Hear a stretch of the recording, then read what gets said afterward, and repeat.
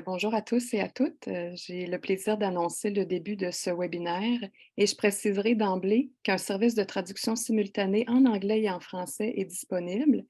Et si vous souhaitez activer ce service, vous pouvez le faire en cliquant sur l'icône de la petite planète qui est située en bas de votre écran. Donc, hello everyone. I have the pleasure to welcome you to this webinar. Simultaneous French and English translation is provided. If you want to activate the service, you may click on the planet icon, which is located at the bottom of your screen.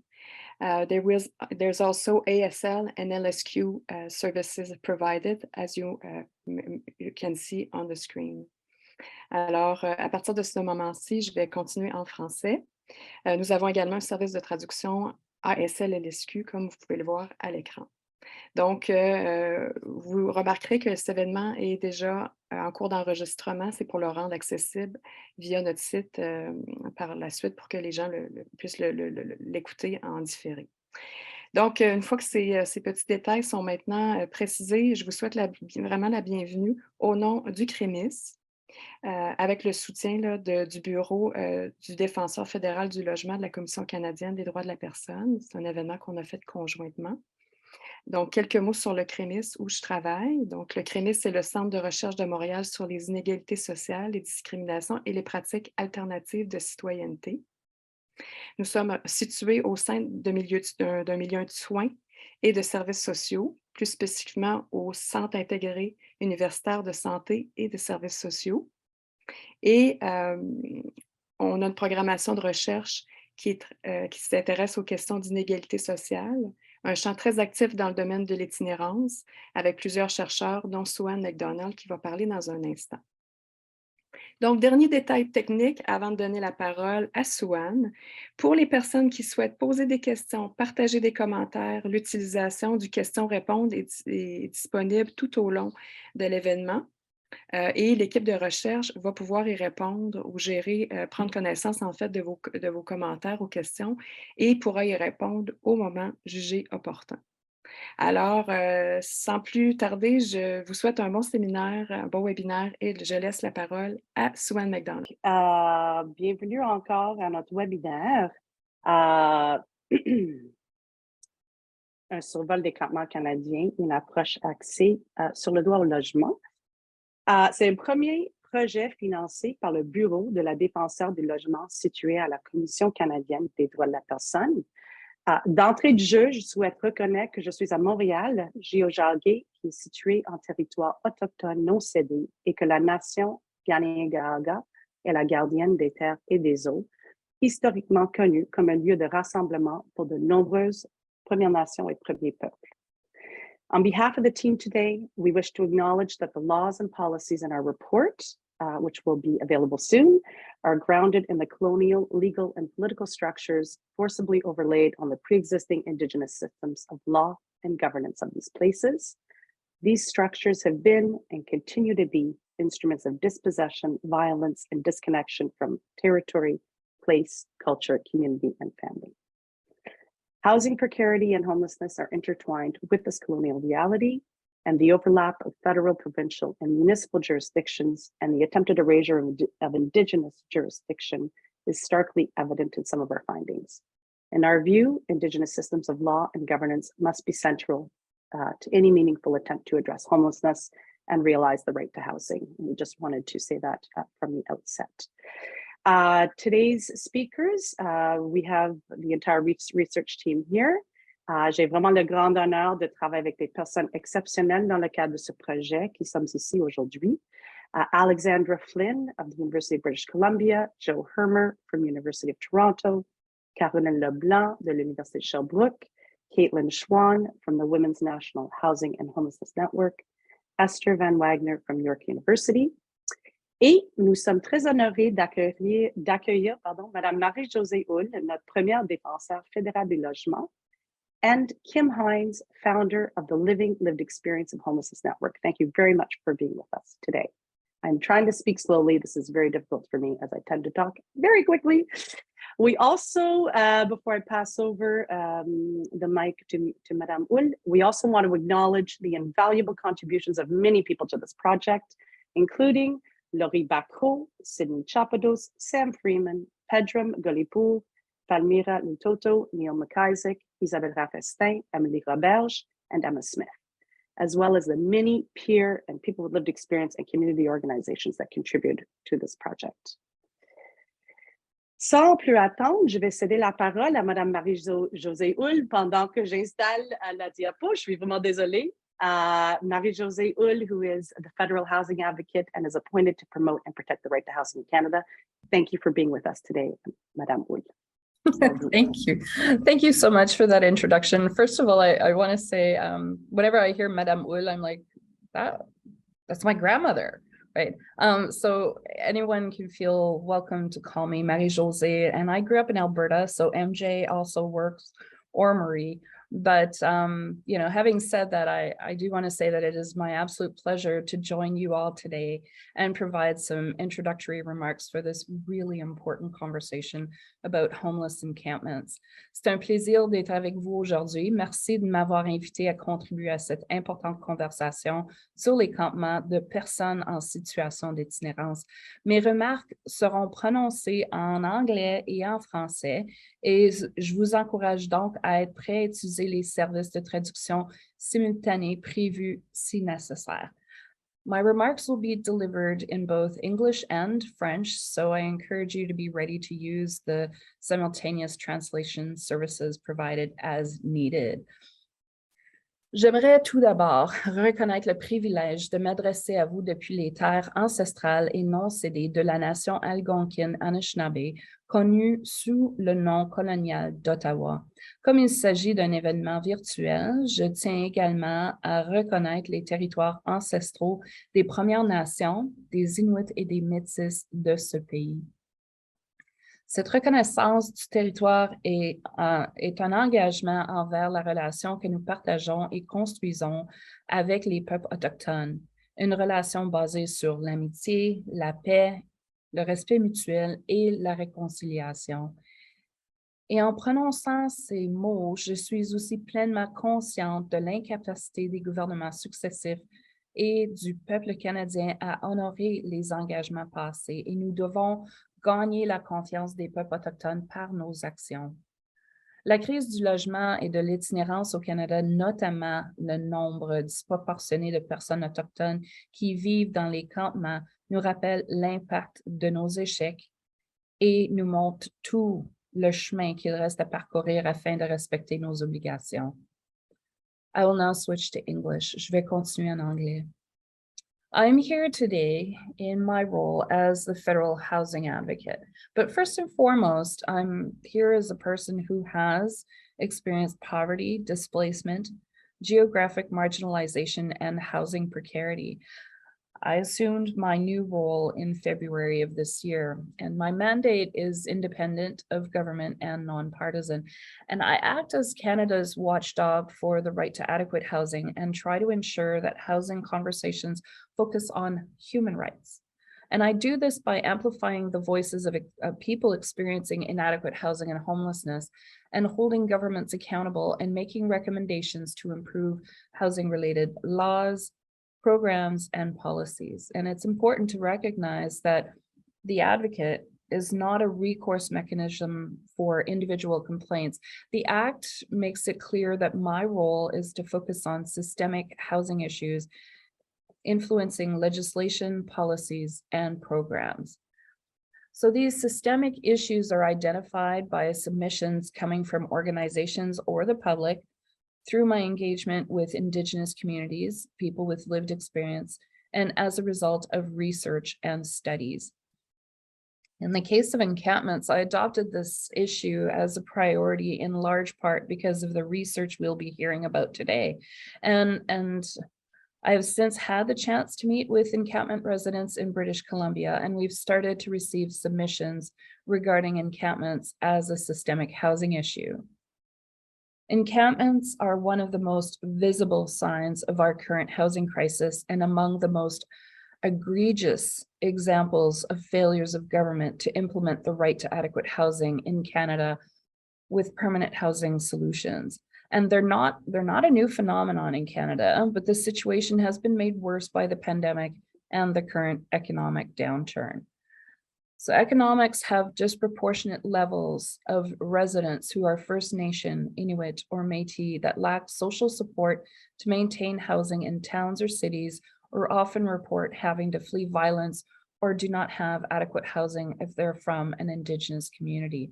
And too many people in Canada have little choice but to turn to living in tents or informal shelters to survive. Too many people have been harmed and died as a result of exposure, fire, overdose, and other threats to life and safety. And residents also face harassment and violence from state and non-state actors. And while these conditions amount to serious violations of fundamental human rights, including the right to housing, they also need to be seen as human rights claims.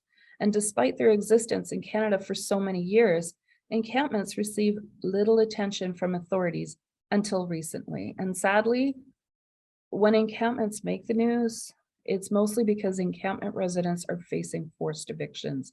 So fortunately, there's more awareness and understanding today, thanks to the fantastic efforts by lived experts and countless advocates across the country. And the research presented today adds to the recent Auditor General's report and a growing body of evidence to demonstrate that current approaches to homelessness, they are not working. The research we're about to hear about is an important contribution to changing the discourse, an important contribution to recognizing the human rights of encampment residents. And these research findings will guide my efforts as advocate for approaches to encampments rooted in the principles of human rights. My office has been privileged to work with the Université de Montréal, who convened a research team that included lived expertise, scholars, advocates, and activists from communities across Canada. And many of these researchers are here with us today. And I want to take this opportunity to thank them for their incredible work highlighting the human rights dimension of encampments. Avant tout, les personnes qui vivent dans les campements et les personnes qui défendent leurs intérêts ont réclamé un nombre convenable de logements sûrs, adéquats et sécuritaires. Un aspect crucial relatif aux droits de la personne dans les campements est la prestation des services essentiels. Les principales violations des droits fondamentaux relevées par le projet de recherche sont les mesures de maintien de l'ordre et de l'application de la loi visant les personnes vivant dans les campements.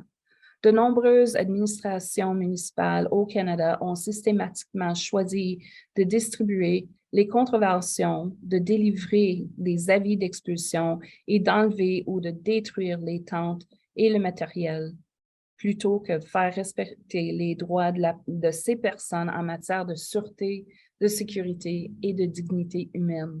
Et la recherche a également montré que les personnes vivant dans les campements étaient soumises à des expulsions dangereuses et à des déplacements forcés. En fait, les expulsions des campements compromettent souvent la sécurité, puisque ces personnes se trouvent souvent dans des situations encore plus précaires et dangereuses par la suite. Pour réaliser le droit au logement, il est essentiel que les personnes en situation d'itinérance participent concrètement à la conception et à la mise en œuvre des politiques, des programmes et des pratiques. Selon la recherche, les personnes vivant dans les campements sont souvent perçues par les médias comme des non-citoyens ou comme des nuisances pour la sécurité publique et dans l'espace public. Ces personnes sont traitées comme telles par le public et les décideurs, et tous les ordres de gouvernement doivent ensemble planifier et entreprendre des actions concrètes pour garantir le respect du droit au logement des personnes vivant dans des campements. Le gouvernement fédéral en particulier a le devoir de faire preuve de leadership dans ce domaine et de veiller à ce que les municipalités aient les ressources nécessaires pour remplir leurs obligations en matière de droits de la personne. As I plan my future work to promote and protect the human rights of encampment residents, I will be guided by the research findings as well as the excellent work of The Shift and the foundational national protocol for homeless encampments in Canada, written by Leilani Farha and Farha Schwan. and I will be guided and inspired by what I learn from Indigenous residents and lived experts. In August, I visited Victoria, Prince George, and Vancouver and listened to some of the residents living in encampments that feature in the case studies we'll be hearing about today. And while in BC, I heard that many people choose to live outside because the alternatives are inadequate. And I was impressed by the depth of knowledge and capacity of the residents. This experience convinced me that a big part of my role is to help remove the systemic barriers which get in the way of people experiencing homelessness from helping themselves. And my office is working with the Shift on a project to continue this direct engagement with encampment residents in 4 municipalities across the country. I started to share my concerns with a number of municipal leaders and intend to engage with the Big City Mayors Caucus and the Federation of Canadian Municipalities. And my office will be organizing meetings with the federal level with Reaching Home and other relevant government departments such as CERNA and ISC to share these research findings and explore how the federal government can help ensure a human rights-based approach to encampments. Provincial and territorial governments also need to be part of the solution, and I really look forward to finding opportunities to engage with them in this work. I'll also engage national Indigenous organizations and Indigenous-led housing organizations. The human rights of encampment residents will remain one of my top priorities, and I intend to mobilize my powers to review these gross violations of the right to adequate housing, which have persisted for far too long in communities across this country. By the end of the year, I expect to be in a position to deliver recommendations to the federal government and to advise provinces, territories, and municipalities about the actions required to fulfill their human rights obligation when it comes to encampment residents. And we can and we must do better to ensure that everyone enjoys the right to live in peace, security, and in dignity. And as you listen to the researchers today, I hope you'll be thinking about the role you can play to ensure a human rights-based approach to ending homelessness. I know I will be. So thank you so much. Merci, miigwech.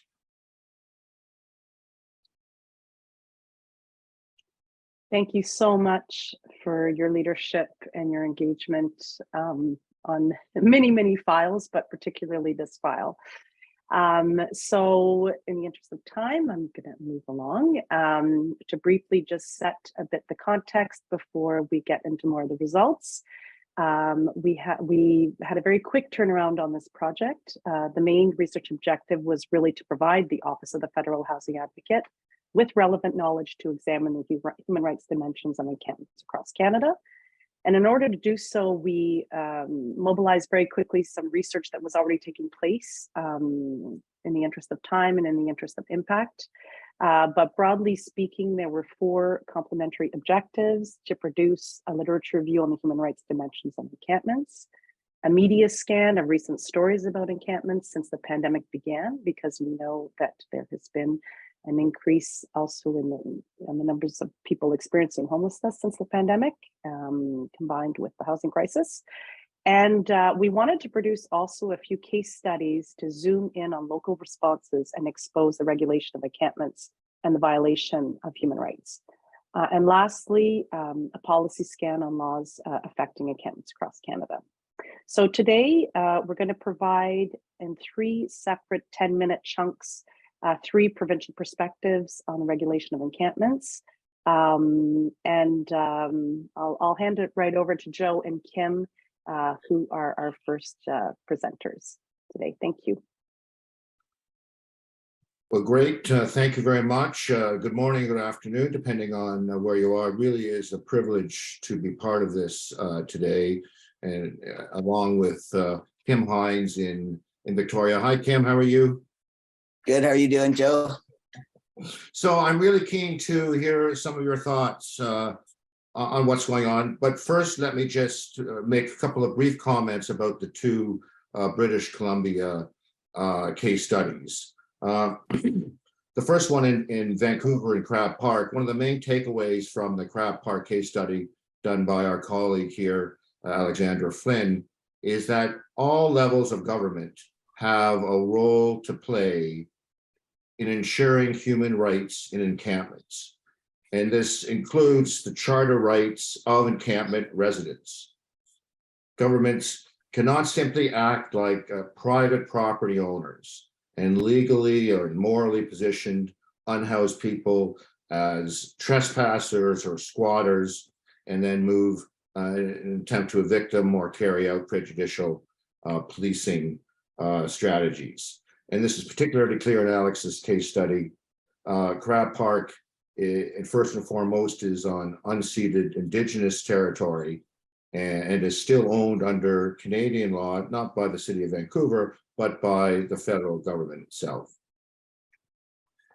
Turning to Prince George, I concluded in my study that the city has carried out gross violations of the principles embedded in human rights law, primarily in terms of the unlawful destruction of residents' shelters and belongings last November 17th, but also by the continued treatment of encampment residents and the use of the Safe Streets bylaw. And, you know, it's important to note that last March, the city did actually apologize for the Moccasin Flats demolition, specifically admitting fault in the harm that the city caused to vulnerable people in their policing action. And, you know, as time goes on since then, I really regret to say this apology really seems to look like a cynical public relations move.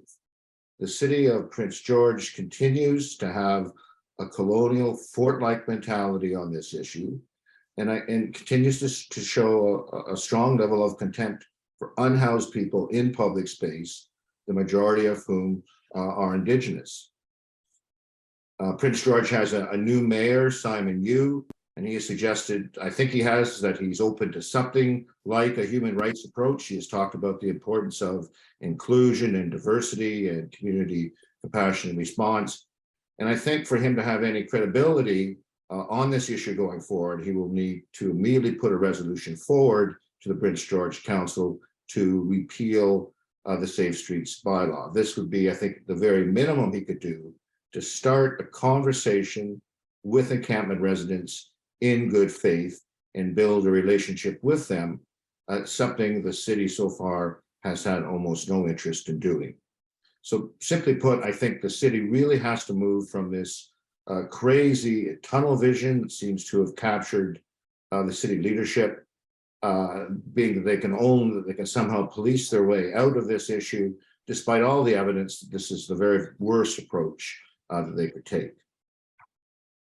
So Kim, just turning to Kim and maybe building on that a bit, we've talked a lot the last couple of years really about what's going on in Victoria and Prince George and other places. And we talked about a story a couple of weeks ago around a park in Victoria. You want to talk about a bit of the experience with bylaw there? Yeah, I just want to say I'm honored to be here, and I'm currently in the Lekwungen Wasanic territory, Lekwungen speaking Wasanic territory, Songhees. And I'm a settler Acadian, uninvited guest in the territory, and really trying to stay grounded by keeping in mind the Indigenous people who I know who are in my life, and I'm thinking of them to help stay real. So what's happened is I went in one day to Stadacona Park, which is an encampment, trying to be an encampment, and a young man basically said that the bylaw came, and every day they come, I guess. Some days they don't, it's a relief, but most days they do. And they come and they make them move, they displace them. They have to pack up and they move 6 feet. These are the people trying to be together for safety. And they're constantly under attack of displacement, forced displacement. And he said, why do I have to move every day 6 feet in the cold? Right now, what, like it, he said something like it makes his mental health, struggle. And the bylaw officer actually said, because you are entrenched.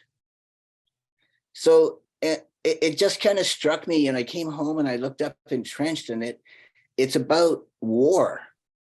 So it's like the bylaw are seeing human people as a oppositional force that they have to go out and move.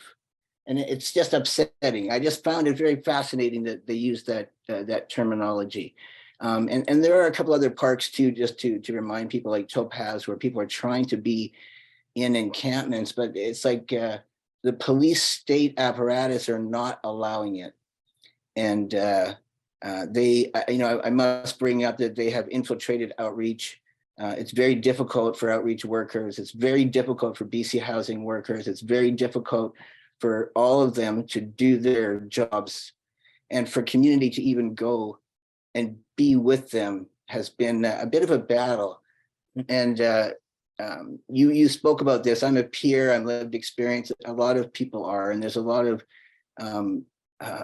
Indigenous community in our Leon community. And so we are trying to give them the support predominantly right now, because it's really clear that like there's a real issue around social stigma and social inequality. You know what I mean?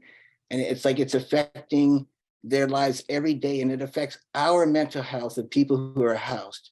Like this isn't just affecting the unhoused, it's the worst case scenario that's right out there. And it's a bit, I don't know how to explain, like the words sometimes are hard to find. It's disconcerting how much there's like a battle between social inequality and social stigma. Or do you know what I mean? Like there's a battle between social equality, and this thing with social stigma. And I've been feeling, and maybe it's radical, I don't know, but I've been feeling like, and I've been witnessing that the police are leading, like the police state apparatus, that's bylaw police, private security. And I want to say thank you to the private security who are not acting like police. But predominantly they seem to lead in social stigma, and it really affects the people who are in the encampments, and it's starting to affect the people who are trying to be in the community still. So we now, have to go out in pairs in concern about attacks, that kind of thing. So you're out there trying to help the unhoused who are displaced every day. And one other point I want to make is, consistently right now, the bylaw keeps saying to the unhoused, when they say why, they say, talk to BC Housing. Like, why are you coming here every 15 minutes driving here to our shelter? Talk to BC Housing. They contracted us for that. When you ask them about this stuff right now, I've noticed in the downtown east side, when they do violence there, the police are saying, talk to the NDP leader. It's like they're doing all these things, and they're saying that you got to talk to those people because they have the power. But really, I don't see that our elected officials have the power in the municipalities, to sort of say, to bylaw, can you back off? Or to police, can you back off? Can we allow the peer workers in, please, with all due respect? Like it's like anyways. Oh, that's our timer there. We got 1 minute.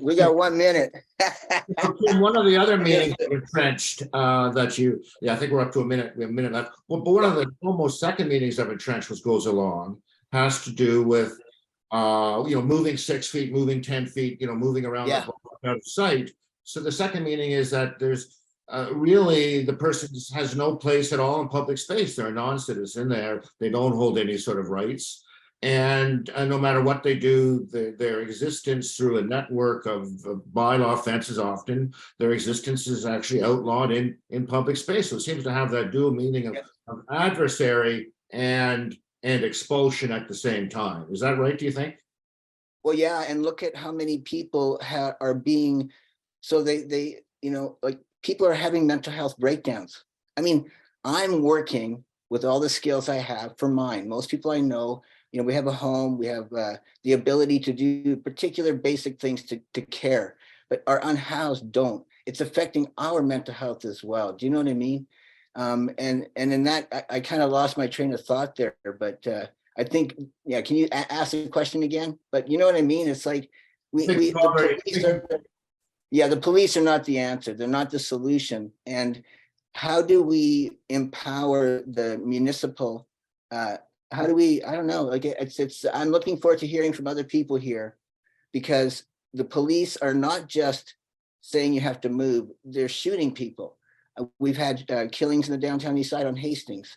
After that man was shot with the beanbag shotgun and died because he had, accidental pepper spray in his eye or whatever, and he was trying to get milk on his eyes. And everybody around is telling the police he's okay, and they shot him with the pepper bag, the beanbag. He's dead. That's a travesty, man. And then the next day here in Victoria, one of the brothers who was removed from Stadacona Park was up by Uptown Mall.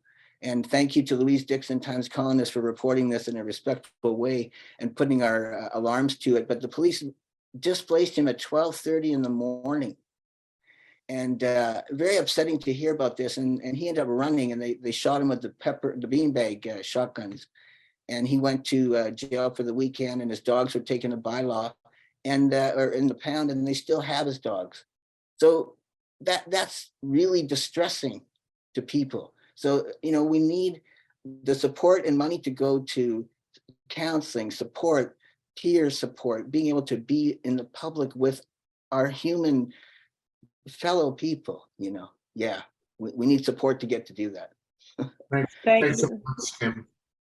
Thanks so much, Kim. Thanks, Joe. Thanks, Kim, for also really giving an intimate view of the human consequences. We're not just talking about encampments as physical space, we're talking about the human consequences as well. And we don't have time right now to address this slide that you see before you that's going to rapidly disappear. But just know that in our final report, there's a whole chapter, an excellent chapter here authored by Joe on the impact of municipal bylaws and the regulation of encampments. But you really detailed elements to it, but just to know that there's a chapter and there's a framework there to better understand some of exactly the harassment, the moving along, the displacement, and everything that you mentioned. So I'm going to pass it on to Esther, who's with us, who has 10 minutes to talk to us about from the Ontario case studies. Thank you, Esther. I hope you're there. Thanks so much. So Toronto and Hamilton are interesting case studies in terms of just illustrating the disconnect between the theory and narratives that governments perpetuate about the right to housing and their practices, and then what they actually do on the ground. The City of Toronto, for example, has expressly adopted an inclusive rights-based approach to housing in their Toronto Housing Charter and their Housing Action Plan. And they've done so expressly to be in compliance with international human rights law and the federal recognition of the right to adequate housing. It's also recognized its obligations under the UN Declaration on the Rights of Indigenous People. In fact, it was one of the first governments in Canada to do so, specifically recognizing rights of self-determination in relation to social programs, including housing. At the same time, they have acted as if they're not bound by human rights commitments, that these are aspirational. The ongoing reality of encampments in Toronto and Hamilton during the pandemic has demonstrated that these obligations remain unfulfilled. And in fact, councils continue to reject concrete proposals and motions put forward to implement elements of a human rights-based approach. So for example, we've seen in both case studies a consistent lack of support for basic service provision, forced evictions across multiple sites under heavy police presence with police violence at times, all based on the punitive enforcement of bylaws and trespass. Residents' belongings have been destroyed and treated as waste. There have not been consistent offers of permanent adequate housing at eviction sites. Indeed, some have been offered no housing at all, or only inappropriate and unsafe shelter space from which many residents have returned to encampments. Bylaws continue to be enforced in both cities that are clearly inconsistent with the application of a rights-based approach that actively criminalize residents and supporters, including in Toronto, requests for egregious release conditions for those charged at evictions, including a ban of 2 residents from all city parks and community centers for 1 year. In Hamilton, encampments, as in Toronto, were spread across many sites. And while there was an early successful injunction motion that resulted in a negotiated settlement and a bylaw enforcement protocol.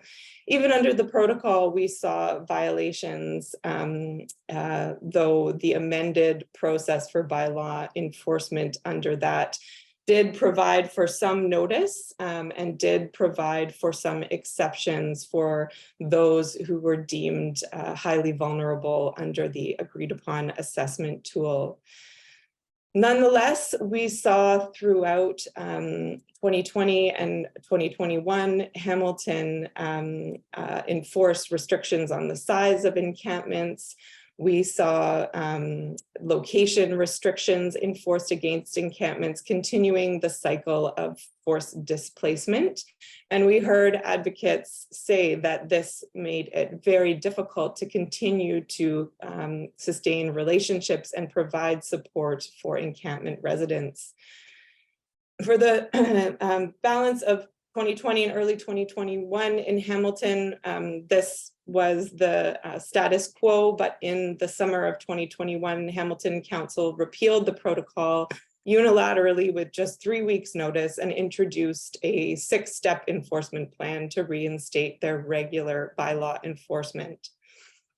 In both Toronto and Hamilton, we saw encampment residents and allies, strong civil society networks that had been built up to support those living in encampments, use legal strategies to attempt to enforce their human rights. And if we go to the next slide, the case names are on there. In Toronto, we had a injunction application in Black and City in Toronto, and in Hamilton later on we had the Poff and Hamilton case. Both of these raised charter grounds for protection of the encampment residents' human rights, and both were unsuccessful in obtaining those injunctions, and we have not had a full hearing on the merits. So the attempt to use legal strategies was thus far unsuccessful, despite findings that there was merit to the raising of Section 7, the security of the person arguments, as well as Section 15 equality arguments. So these decisions do not affirm that these bylaws are in fact constitutional, but they determine that the court found on the balance of convenience that the cities were able to continue to exercise their right to govern public space, even when there was a danger of these human rights violations. The courts in Ontario have taken a little bit of a different tack than the courts in BC, and we have really seen an emphasis in Ontario on cities' property rights to govern that public space, and a very strong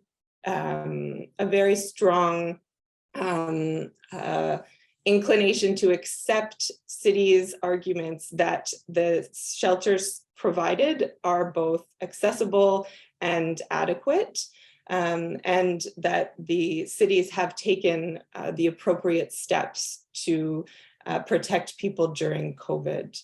This balance of convenience test has really privileged the evidence of the city and made it very difficult to enforce the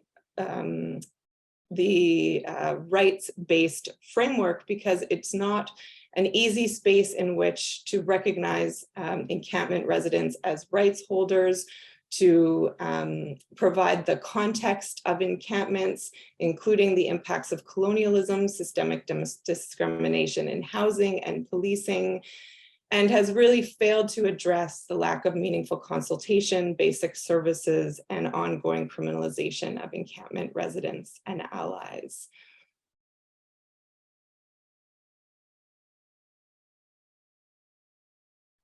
Thank you, Esther. Wow, you're under time. Good job. I'm sure there'll be questions at the end. Alors, on poursuit avec Caroline. C'est à toi, son tour. Donc, bonjour tout le monde. En fait, je tiens à souligner que je suis sur les terres des Abénaquis et que c'est un honneur de partager cet espace collectif pour mettre en commun nos connaissances sur les campements. Pour ma part, je vais vous présenter un court compte-rendu, en fait, de la situation au Québec. Parmi les villes qui ont attiré l'attention des médias, c'est Gatineau, Sherbrooke, Montréal. Et si on referait l'exercice aujourd'hui, on pourrait rajouter Granby. Par contre, ça ne veut pas dire qu'il n'y en a pas ailleurs au Québec. Donc, tu pourrais bouger juste. Oui, parfait. Donc, on va aborder la réponse de la communauté. Plus principalement, il y a plusieurs personnes en situation d'itinérance, en fait, qui résident dans les campements, qui ne veulent pas avoir recours au refuge pour différentes raisons. Par exemple, les règlements qui sont stricts, mais aussi le maintien de leur autonomie. Pour certaines d'entre elles, en fait, les refuges sont vus comme une contre-production, en fait, à l'insertion sociale parce que ça les plonge dans un cercle vicieux. D'autres vont aussi revendiquer à travers les campements leur droit au logement et certaines d'entre elles vont revendiquer ce droit de sorte à ce qu'il soit respecté sans contrainte, donc sans intervention. Donc, les personnes en situation, les personnes qui résident les campements croient qu'il est possible d'agir dans la prévention en mettant en place des solutions pour assurer la sécurité. Dans ce que nous avons pu voir dans l'analyse, c'est que plusieurs personnes se sont mobilisées pour faire face aux enjeux de sécurité, pour garder leur lieu d'habitation, en ajoutant, par exemple, des inspecteurs à chacune des abris ou voire même des bidons d'eau pour minimiser l'impact face aux incendies. On a aussi vu plus particulièrement à Sherbrooke une autogestion des dons via la page Facebook pour cibler plus spécifiquement en fait leurs besoins, mais aussi éviter les surplus des donations qui peuvent vite dégénérer. Pour ces personnes, en fait, les démantèlements, c'est une perte de repères qui va venir augmenter les risques pour leur santé et leur vie, surtout en pleine crise des surdoses. On l'a vu beaucoup dans l'analyse. On a aussi compris que plusieurs personnes vont se mobiliser pour revendiquer et dénoncer les démantèlements, par exemple, en manifestant, plus particulièrement lors du campement du démantèlement du boisé Stanbird. Il y en a beaucoup qui se sont mobilisés. De plus en plus, les personnes en situation d'itinérance vont revendiquer leurs droits, mais en étant visibles. Les campements peuvent donc être une forme de revendication, ce qui est confrontant pour les élus. Au niveau des résidents aussi qui cohabitent avec les campements, en fait, ils ont un rôle assez important dans la communauté. On a pu voir une vague de solidarité très importante, mais aussi une revendication du droit d'occupation en disant que les campements n'étaient pas nuisibles dans leur quartier sous forme de manifestations et aussi de pétitions. Mais à l'inverse, on a aussi pu voir dans l'analyse des médias que certains résidents, en fait, protestaient la présence des campements par le biais d'une pétition. Donc, on peut changer, Swan. Alors, au niveau de la réponse communautaire, il est difficile de passer à côté du collectif qui s'est créé. C'est le collectif « On ne laisse personne derrière » qui est né d'une volonté collective pour soutenir les personnes qui n'avaient aucune autre option qu'une tente ou un campement ou voire même la rue pour s'abriter. Il s'agit d'un regroupement d'un grand nombre d'organisations qui travaillent de près avec les personnes en situation d'itinérance et de grande pauvreté et des regroupements aussi sectoriels. Donc, par conséquent, dans la réponse communautaire, selon la lecture de notre analyse dans ce rapport, les ressources communautaires vont souligner que de déplacer les gens vers les refuges n'est pas la seule solution, car les refuges vont créer de l'exclusion et donc ils sont d'accord à ce qu'il faut offrir différentes ressources et innover pour être le plus inclusif possible. Pour le communautaire aussi, il faut renoncer au démantèlement dû au risque que cela engendre pour la santé et la vie des personnes en situation d'itinérance et que de démanteler devient inacceptable s'il n'y a pas de véritable alternative. Alors, au niveau des campements versus le logement, ils reconnaissent que les campements ne remplacent pas d'autres types de logements, mais que les campements assurent une stabilité et que c'est une solution vers laquelle certaines personnes vont se tourner, qu'il faut respecter leur choix, mais aussi protéger leur autonomie. Faut souligner aussi par rapport au collectif des actions communautaires qui ont mis comme la campagne de dons, donc se sont mobilisés pour remettre des tentes et des sacs de couchage aux personnes. Ça a été largement critiqué médiatiquement là, par les décideurs. Et de plus, ils ont aussi mis en place des dépliants informatifs sur la réduction des risques, qui est assez intéressant. Donc, tous s'entendent pour réclamer une gestion des déchets dans les campements, l'aide alimentaire, l'installation sanitaire pour assurer des conditions décentes. On peut changer, s'il vous plaît. Donc, au niveau de la réponse politique, bien, on a pu remarquer dans l'analyse des articles médiatiques qu'il y avait une certaine distorsion entre la réalité du terrain et la réflexion des décideurs. Et on pouvait voir aussi une certaine instabilité dans leur position et leurs décisions face à la réponse au campement. Donc, tout d'abord, on pouvait, la réduction et le manque de ressources, mais aussi le manque de financement des organismes communautaires ont été une source qui a mené à la création de certains campements. Toutefois, les décideurs dans les écrits ne reconnaissent pas toujours cet impact-là. Nous avons aussi pu voir que la réponse des politiciens part avec une volonté de collaborer avec les personnes qui vont résider les campements, mais ça va se transformer vers une approche punitive devant un manque de solutions, mais aussi la détermination de voir les campements disparaître. Nous avons aussi vu une certaine pression sur les résidents en campement en limitant leurs capacités, comme par exemple en prenant leur bois pour limiter leur capacité de se réchauffer ou en demandant à la population d'arrêter de fournir des dons afin de limiter leurs ressources et de les faire migrer vers des organismes. En lien avec la santé publique, il y a en fait les raisons que les décideurs vont donner pour intervenir face à un démantèlement, c'est souvent la nuisance, les enjeux de santé, de sécurité, de santé, particulièrement l'hypothermie, de salubrité, de criminalité. Donc, c'est tout ça qu'on recensait, mais aussi les surdoses et quand les campements prenaient de l'ampleur avec du matériel permanent. On a aussi vu à Gatineau, par exemple, des enjeux pour l'environnement parce que le campement se situe près d'un cours d'eau.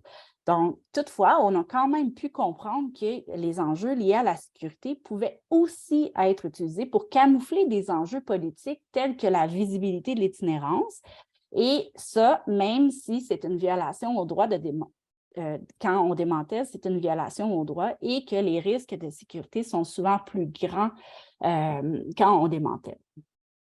Parmi les stratégies qui ont été mises en place là, par les décideurs, c'est l'opération mise à l'abri, qui est une action qui permettait de convaincre, hein, on nomme le mot convaincre, les résidents des campements à travers la ville de Montréal particulièrement, pour qu'ils quittent de façon volontaire et d'aller vers les refuges en offrant d'entreposer leur effet personnel. On voit dans ce cas-là que c'est une stratégie qui déplace les personnes vers les refuges, mais qui ne sont pas nécessairement adaptés pour les accueillir et qui bougent d'une place temporaire vers un autre lieu précaire.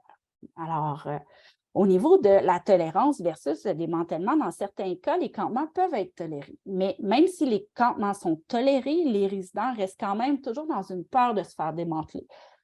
Tolérer ne veut pas dire être accepté d'être quelque part, tandis que les démantèlements peuvent avoir en fait engendré des coûts exorbitants au niveau économique, mais aussi la mobilisation des ressources communautaires peut être aussi un impact et bien sûr l'impact psychologique que ça peut avoir tant dans la communauté en situation d'itinérance que le reste de la population.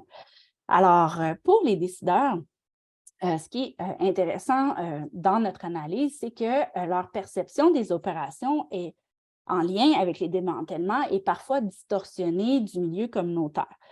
Je prends l'exemple du campement Notre-Dame. En fait, la femme aux communications de la ville de Montréal, Linda Boutin, précise que ça s'était déroulé dans le CAM. Et de l'autre côté, la perception du communautaire amène l'idée qu'ils ont vu des personnes qui étaient bouleversées d'avoir perdu leur maison, choquées de la violence de l'opération. Et à titre d'exemple, Michel Monette avait nommé, en fait, c'était comme utiliser un bazooka pour tuer une mouche. Donc, ça peut nous indiquer un peu le niveau de force qui avait été utilisé. On a aussi vu dans ce rapport qu'il a été possible de voir durant les élections municipales que différents candidats prenaient les campements comme un enjeu central pour montrer un peu leur couleur, particulièrement à Montréal. Et donc, on a aussi vu que les élus, les décideurs municipaux soulignent souvent que l'inaction des gouvernements provinciaux et fédéraux en ce qui concerne le logement est très marquant, et donc il signifie beaucoup aussi qu'ils n'ont pas de pouvoir sur la crise du logement, mais à l'inverse, le gouvernement dit qu'il y a assez de refuges et nie que les campements sont liés à la crise du logement, du moins à ce moment-là, par rapport à l'analyse qu'on a de la situation au Québec. Et c'est la ministre déléguée au transport, Chantal Rouleau, qui avait mentionné que ce n'était pas directement lié à la crise du logement. Alors, pour résumer, c'est important de bien comprendre les enjeux au niveau des droits, parce que ces gens-là ont des droits, et je vous invite à prendre connaissance du long rapport là, qui a de multiples recommandations qui sont centrées sur les droits, mais aussi inspirées des recommandations du collectif On ne laisse personne derrière. Alors, merci. Merci, Caroline. C'était parfait. Farha Schwan, it's your turn.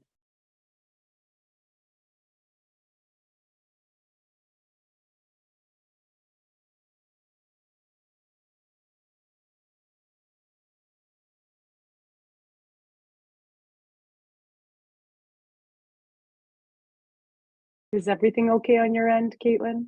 Oh, can you hear me? Okay, great. Yes, I'm here. Hi, everyone. Thanks very much, Sue-Ann. I'm here. Hi, so honored to be here. My name is Farha Schwan. I'm an uninvited settler calling in from the traditional territories of the Hopi, Yavapai, and Apache peoples here in Arizona, actually. My colleagues today have really powerfully articulated what encampments force us to grapple with as a society. They really ask us to ask difficult human rights questions. And I think the most vivid one for us is, do we as a society believe people who don't have housing have a right to life? Because that is really what we're talking about today when we're talking about encampments. We're talking about people who are trying to survive in the most dire circumstances and trying to protect their lives. So to add to this discussion, very briefly, I'm going to be talking about the National Protocol on Homeless Encampments. This was drafted by the United Nations Special Rapporteur on the Right to Adequate Housing and myself in 2020. And the hope with this document is that it would outline legal obligations that governments in Canada have towards people living in encampments. So we're drawing both on domestic law and international human rights law. So it was supposed to be a very a comprehensive statement on what those standards are. Next slide, please. Thank you.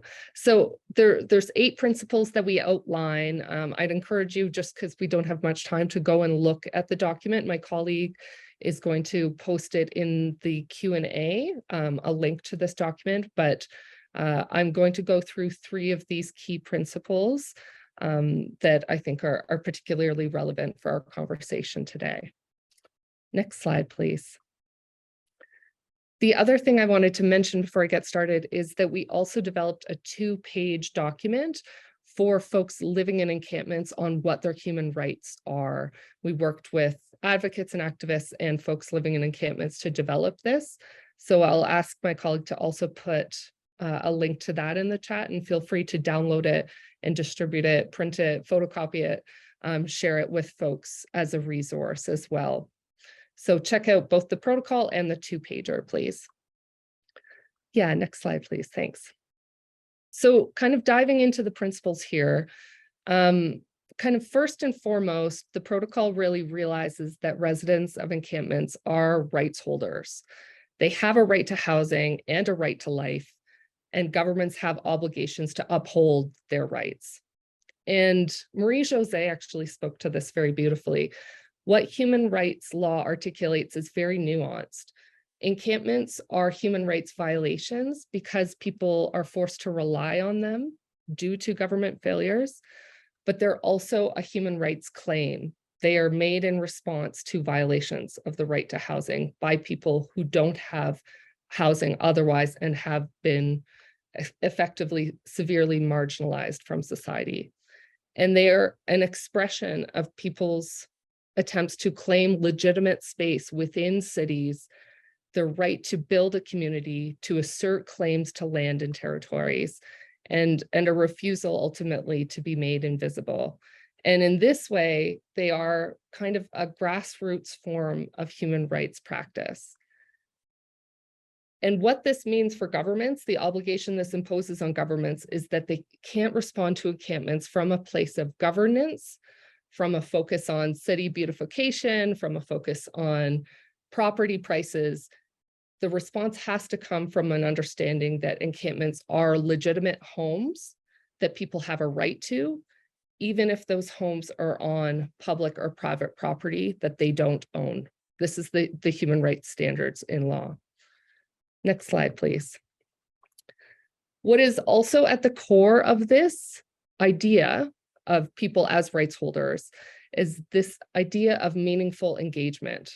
And that is the idea that people living in homelessness have the right to be involved in the design and implementation of policies, of programs and practices that affect them. So governments often talk about doing consultations, for example, with people living in encampments. But what is important to understand is that in human rights law, the standard is very high when it comes to meaningful engagement. There has to be actual power sharing between governments and people who are living in encampments. So what do I mean by that?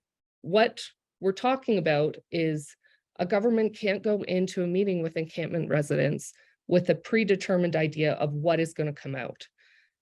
Residents have to be able to say no to a proposal without being evicted, without being ticketed, without having their property destroyed. And governments also have to provide people living in encampments with materials that will help them engage in making decisions about policies, practices, programs. So that can be access to transportation, information, time and space to consider what are actually the best options for them.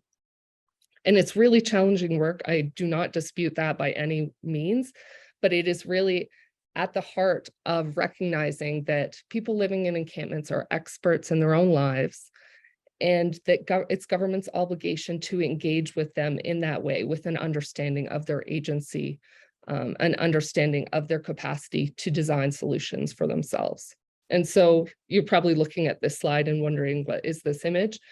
Very brief story. I met a woman at an encampment in Toronto and spoke with her at some length.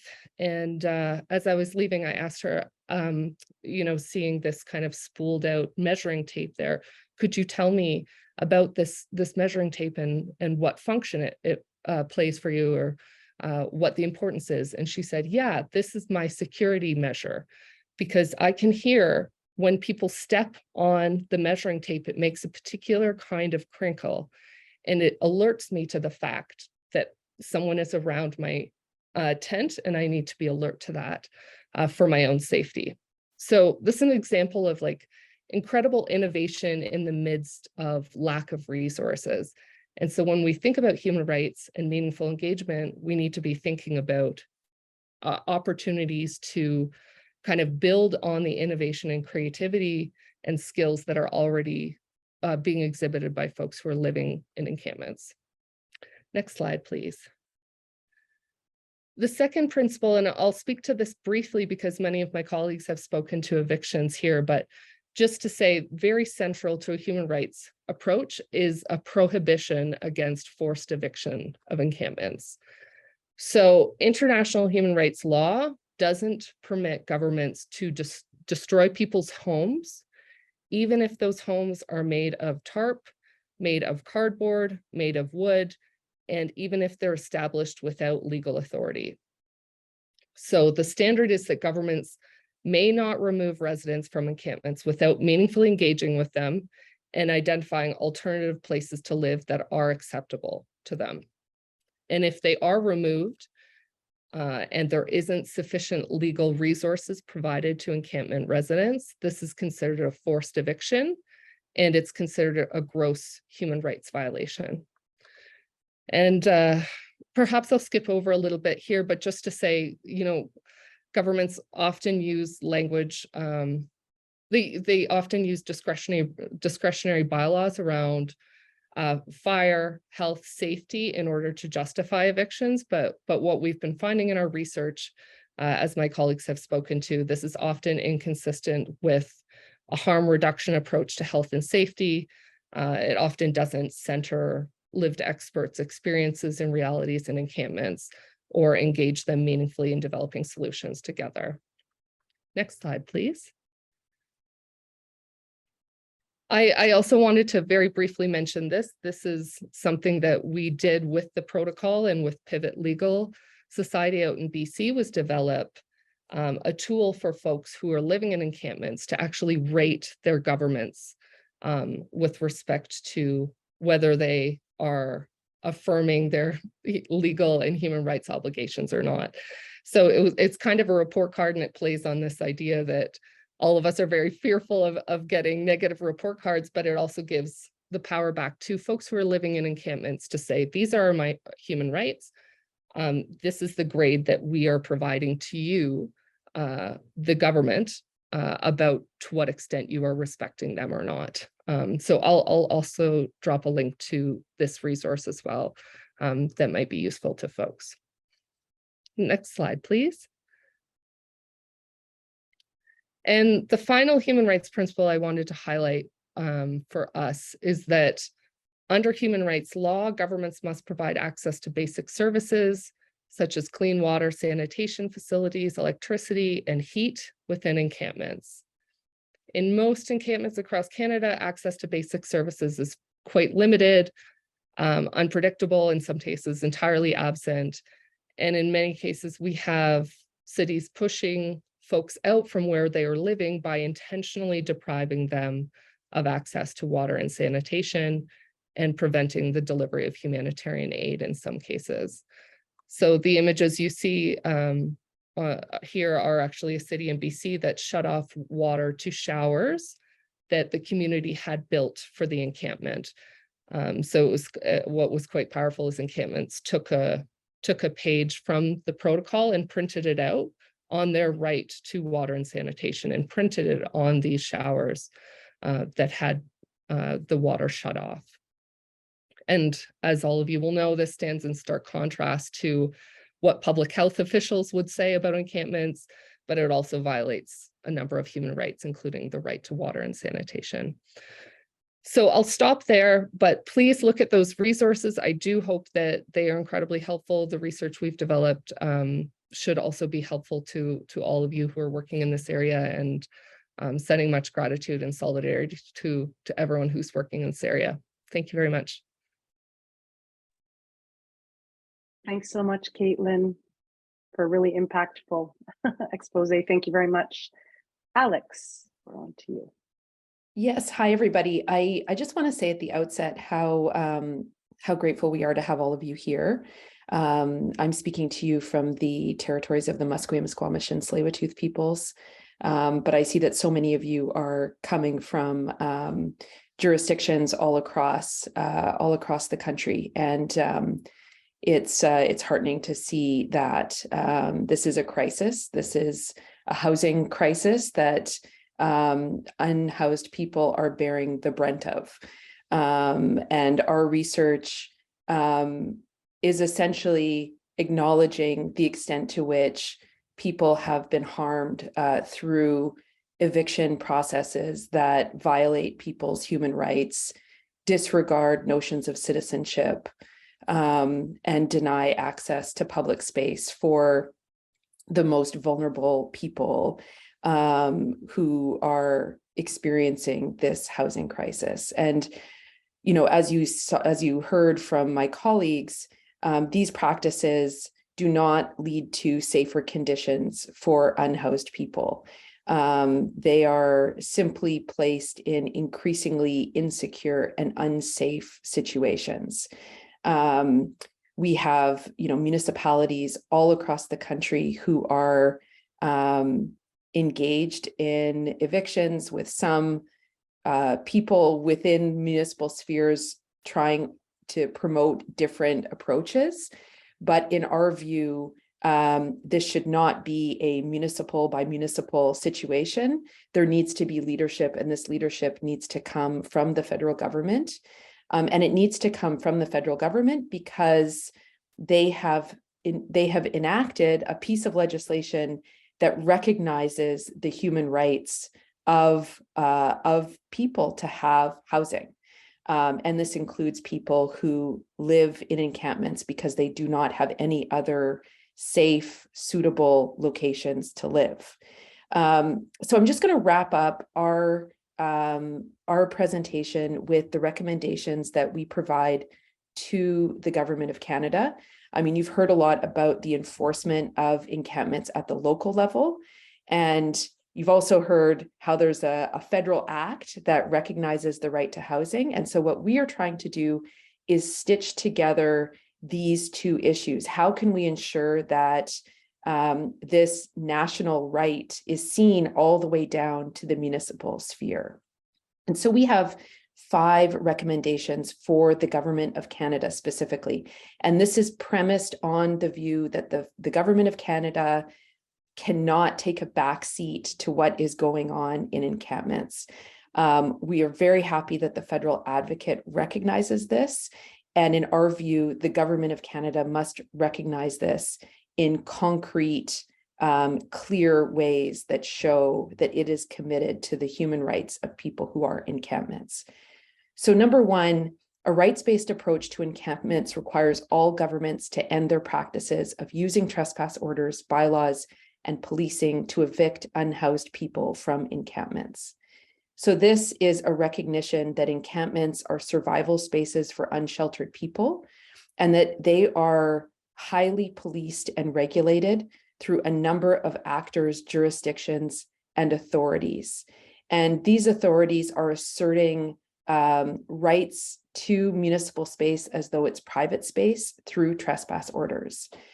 In our view, governments must recognize the rights to safety, security, and human dignity by responding to encampments without relying on policing and punitive or exclusionary measures. And we advance that these rights are enshrined in the National Housing Strategy Act, which incorporate international norms of human rights that Caitlin has already spoken about.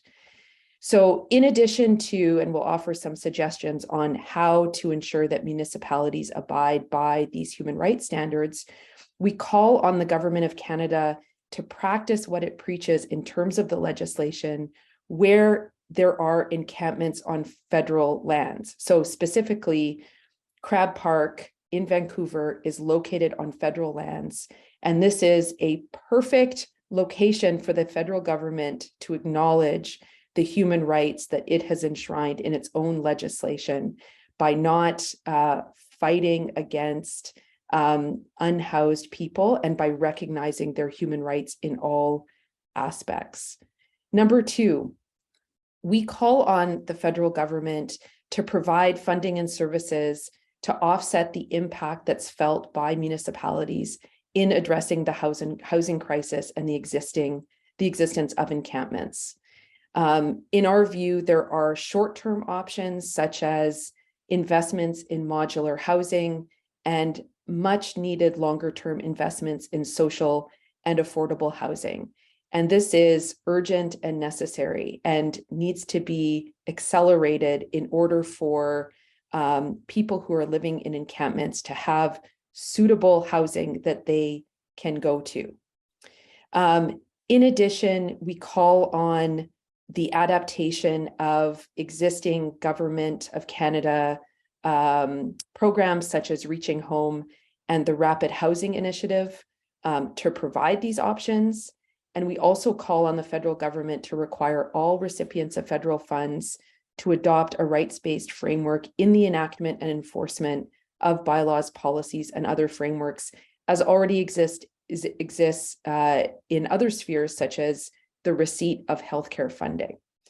Number 3, the participation of people living in encampments is needed to properly design and implement policies, programs, and practices that affect them. Caitlin has already spoken about this in detail, but the takeaway here is that there is knowledge that unhoused people have, and that knowledge must find its way into the programs and policies that are determined. Number 4, there must be a recognition of the distinct rights of Indigenous peoples. So in our view, encampments in Canada are linked to the historic and ongoing colonial practices that harm Indigenous peoples and that contribute to housing inequities. And this includes broken treaty promises, dispossession of land, residential school, and chronic underfunding of housing and social services for Indigenous communities. And we see that there are higher rates of homelessness amongst Indigenous peoples across Canada. This is appalling and is contrary to the adoption of UNDRIP that, at least in the BC context, all 3 governments have enacted and that the federal government has enacted too. So the approach to encampments that is being taken fails to honor these obligations and to address the rights of Indigenous encampment residents. And the Government of Canada must address this. It is also bound by the Constitution and by other obligations to ensure that Indigenous peoples are engaged, that their laws are engaged when contemplating how to address human rights. Number 5, and finally, and then hopefully there'll be time for plenty of questions, a rights-based approach requires access to basic services such as clean water, sanitation facilities, electricity, and heat. So while people are living in encampments, they must have their basic needs met. They must have services that are going to recognize their health and safety concerns. And these health and safety concerns should not be dismantled by government actors, which is happening again all across the country. And so in our view, the Canadian government must, number 1, acknowledge that these services are needed for people in encampments, and number 2, must enable these services to exist in order to recognize the human rights and dignity of people who are unhoused. So I'm going to end there and I'll pass it back to Sue-Ann. Thanks so much, Alex. I'm going to stop the share screen now so we can see a few more faces. And I'm going to invite co-researchers here, panelists, if there's a couple questions in the question answer, QAR. So I'm going to ask you to we have about 15 minutes. We could try and take on 2 or 3 questions, but I kind of want to ask you all if there's some questions that you want to speak to, that you want to try to answer, or any other thoughts that you might have from your presentations that you didn't have time, maybe because everybody only had 10 minutes, which wasn't a lot of time. So if there's anything you want to kind of add, or in conjunction with maybe a question here. Do I have any takers here? We can go one by one, but I see 7 questions. Can I propose something, Sue-Ann? Yes. I'm wondering if perhaps Alex and Esther, I see a number of questions that are asking essentially, like, how do we hold municipalities accountable for their human rights obligations in light of, any number of bylaws or kind of practices and policies? And I'm not a lawyer, but I know you folks are kind of steeped in this, and I'm wondering if you might be willing to speak to it. Or Joe, it'd be great to hear your thoughts on this. Kim, I know you've been doing activism in this area.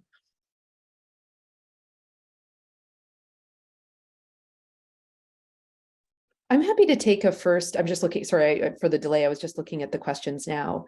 A big part of Esther and my research focuses on how local governments are looking at public space. Are they looking at it through the lens of private owners, or are they looking at space through the lens of a government that represents all citizens who live in the city, including unhoused people? And in our view, that shifts the way in which municipalities are going to enforce bylaws, the way that they're going to, if they have power over policing, the way that they're going to direct police.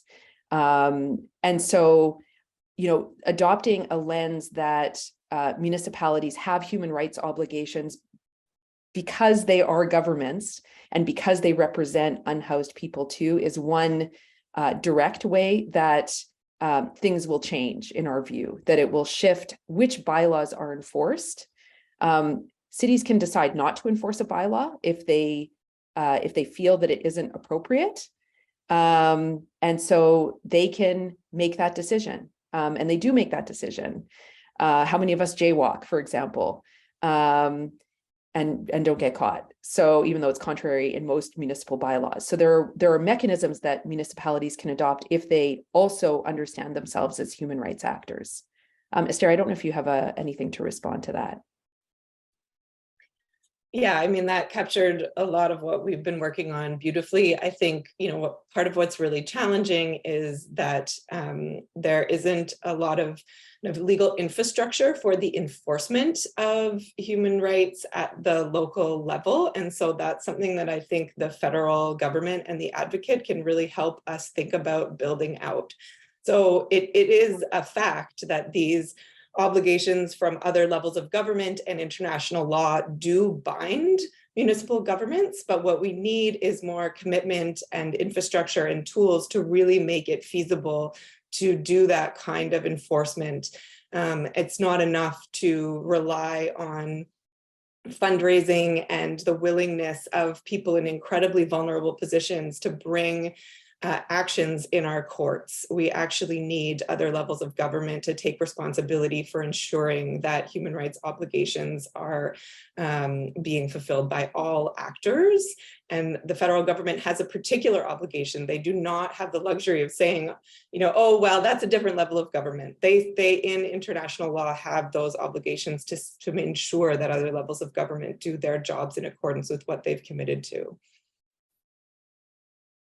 Yeah, and just to add to Alex's point, I mean, municipal governments and bylaw services have the choice not to do things, not to enforce particular sections of bylaws, not to have particular enforcement programs, and that's really important. There tends to be a knee-jerk reaction, particularly in BC, because of housing being provincial responsibility, that the only tools that municipalities have are through bylaws, and they have to use them in some sort of way to be seen active on an issue.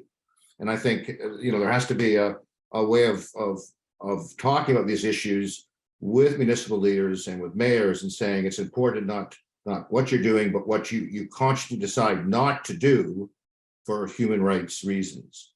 The second point, I'm just addressing one of the earlier questions in there. It has to do with a bottom-up or top-down approach.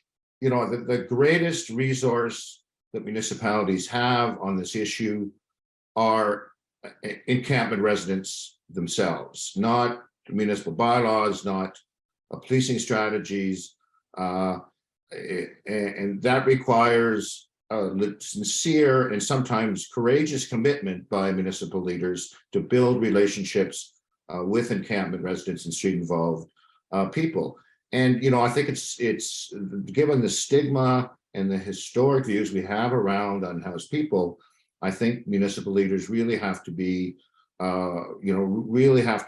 pressured into the position that that's the correct thing to do. It's a legitimate response. It's for the public good, and this is the best way that the issue locally is going to be solved over a period of time.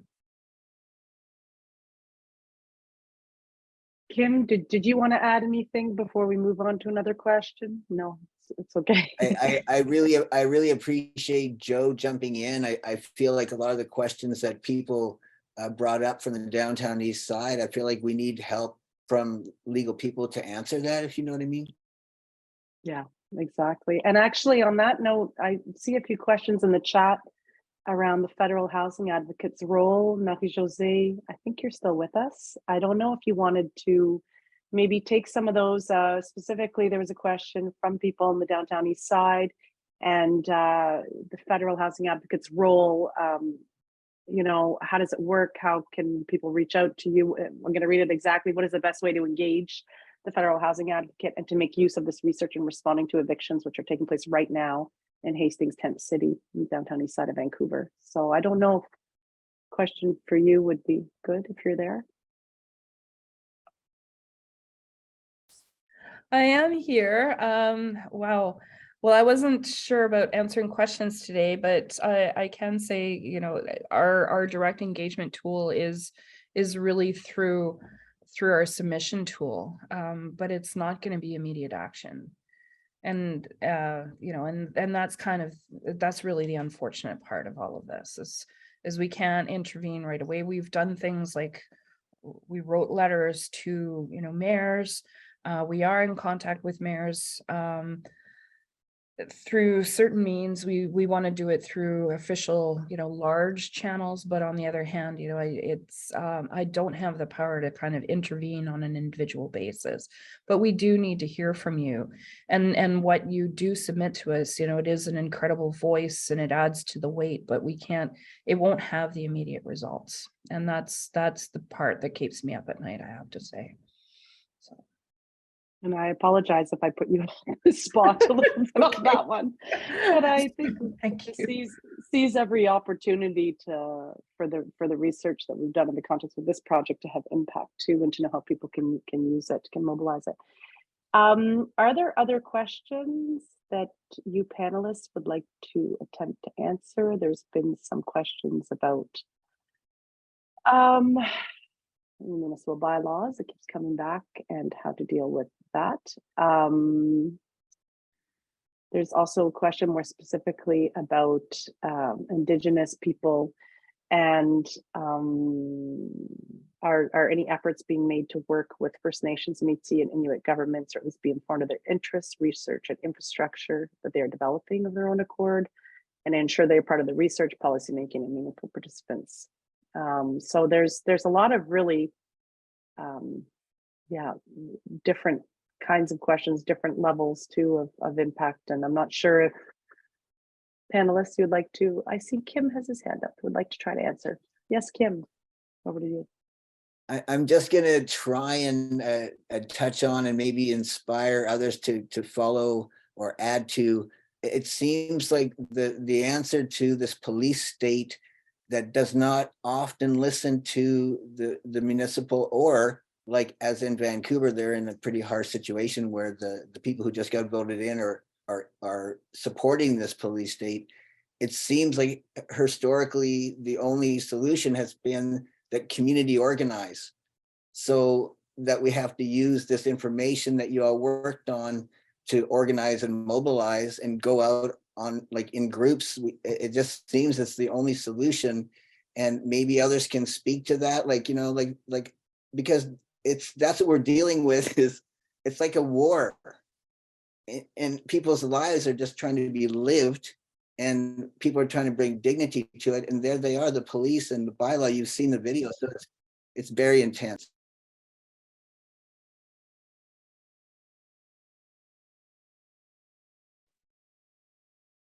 Yeah, I agree with you. I mean, that's it in the chat. There's the different levels. There's the oppression people are experiencing directly. How does human rights law, how can it take precedence over municipal bylaws that are actually being used, and kind of also the soft power around, you know, the stigma associated with also living in an unhoused situation. So I'm really not sure how to take on a last question. If somebody has a last question they want to try to answer, because it's so many different levels of action and emotion in the chat. I'm happy to offer some thoughts.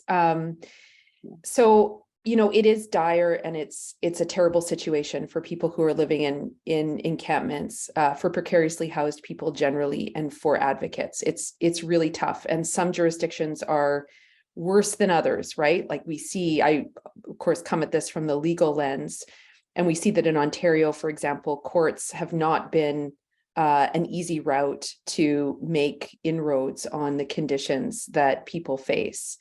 However, I just want to offer a more hopeful lens, which is that we have the National Housing Strategy Act. It has rights that are enshrined in it. The housing advocate role has been created.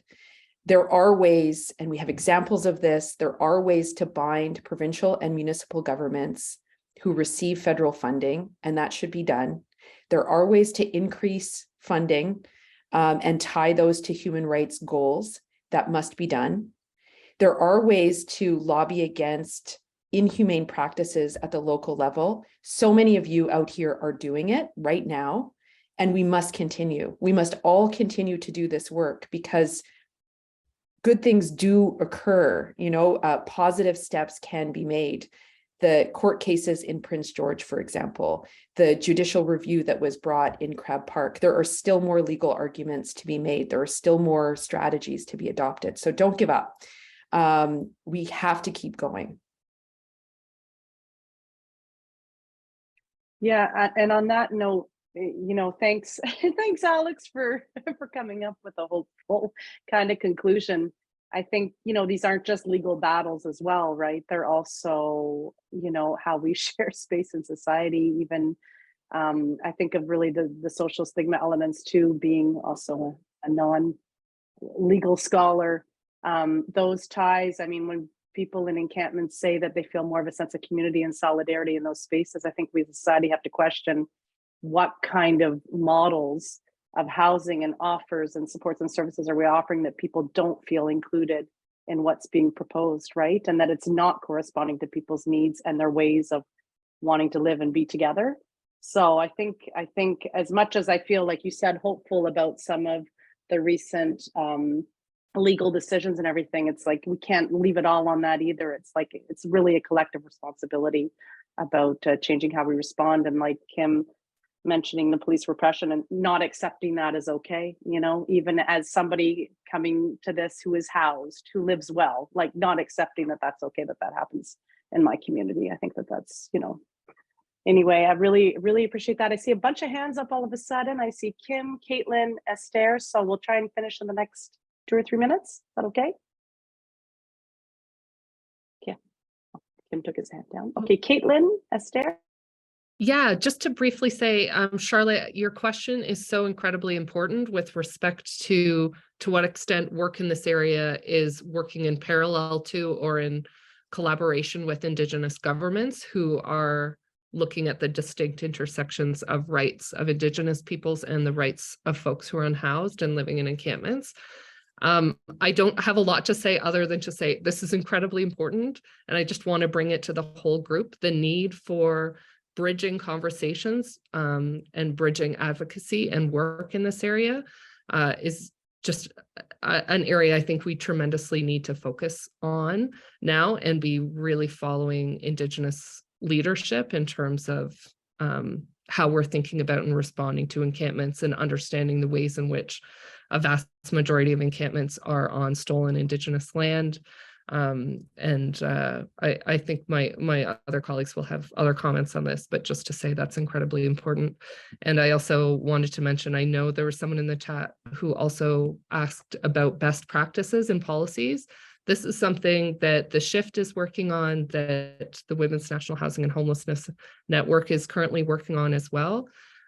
So we can follow up in the weeks to come on kind of what is ongoing, but there is a bunch of work ongoing in this area, but it is a fairly new area in the Canadian context.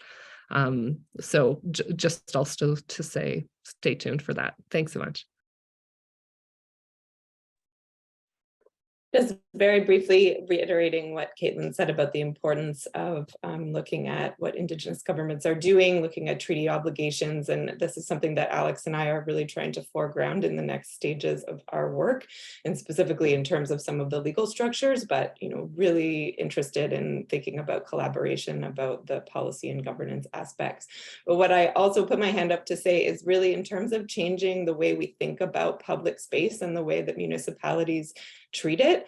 I think, legal approaches are important, but enacting it in real life is what is going to change that. And there's so many incredible groups on the ground who have been doing this, and it's been really powerful. And so continuing to do that and to live in and treat public space as a public common resource and a place where everyone belongs is the way we're going to change that. Thank you, Esther. Kim, last word, and also to tell people that the links have been put in the chat if you want to look up the research reports. There'll be more things coming out as well, but for today, we put in some links there for you to be able to access. Yeah. Kim, you get the last word. Oh my gosh. Okay, well, it's a positive, although some might feel kind of harsh, but people have spoken about right to sleep actions. Right to sleep actions. One of the biggest cause of mental health breakdowns, one of the top 3 is a lack of sleep. And the police state apparatus are moving people around and keeping them awake and kind of feeding into that. It's quite horrible, actually. So, you know, having right to sleep actions with, you don't need any more than 10 people who are willing to risk arrest.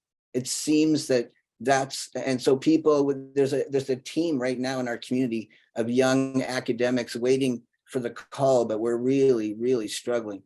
We need a tent, we need this, but it's happening. People are willing to do that. And I want people to know that because it's hopeful. And so it's hopeful to get together with your community and in, you know, direct action, nonviolent civil disobedience, Martin Luther King, et cetera, et cetera. There's a history there. So I encourage people and it feels like you all will help and we need the support. Thank you so much. Thanks for the wonderful strategy. And thanks everyone. Have a wonderful afternoon or rest of your morning. And the recording will be available on the CAMES website soon-ish. Okay, thank you very much. Thank you, colleagues, panelists. Bye.